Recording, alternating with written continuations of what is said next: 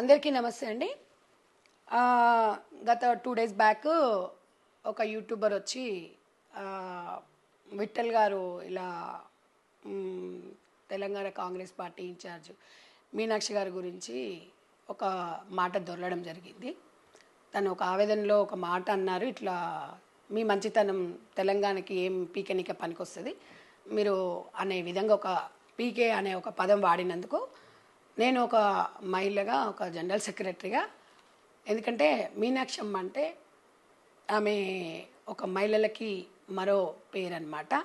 చాలా సింప్లిసిటీగా ఉంటారు, ఫోన్ చేయగానే లిఫ్ట్ చేస్తారు, మా సమస్యను పరిష్కరిస్తారు. తనని చాలా పార్టీలకు అతీతంగా అభిమానించే వ్యక్తులు చాలామంది ఉన్నారు. కాబట్టి విఠల్ నా తమ్ముడే. ఎందుకంటే ఉద్యమకారుడు.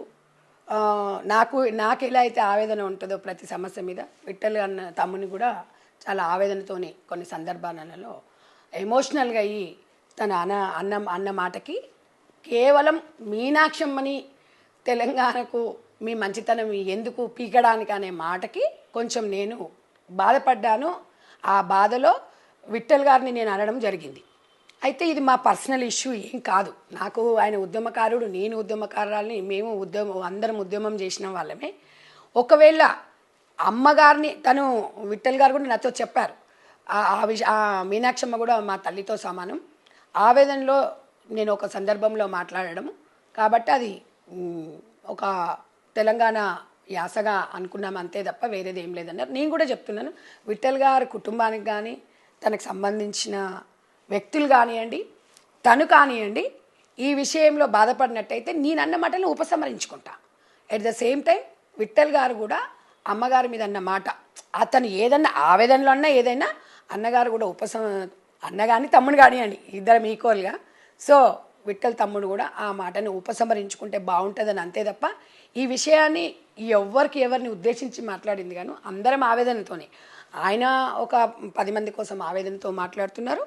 నేను కూడా ఒక మహిళగా, ఒక మహిళలను అన్నప్పుడు కొంచెం మనం ఏ స్థాయిలో ఉన్నా, ఎక్కడున్నా, నేనైనా ఇంక్లూడ్ ఎవరమైనా మనం మాట్లాడేటప్పుడు కొంచెం జాగ్రత్తగా మాట్లాడాలని అంతే తప్ప ఇది ఎవరిని ఉద్దేశించి అనేది కాదు. వాళ్ళ కుటుంబం కానివ్వండి, ఇప్పుడు కూడా చెప్తున్నా, తనని కానివ్వండి 100% తనని ఇబ్బంది పెట్టినట్టయితే, బాధ పెట్టినట్టయితే ఆ మాటలు నేను ఉపసంహరించుకుని అట్ ద సేమ్ టైం మీనాక్షమ్మని కూడా తను అన్నారు మా తల్లిగారు లాంటిదే అని. కాబట్టి ఐఎమ్ వెరీ హ్యాపీ.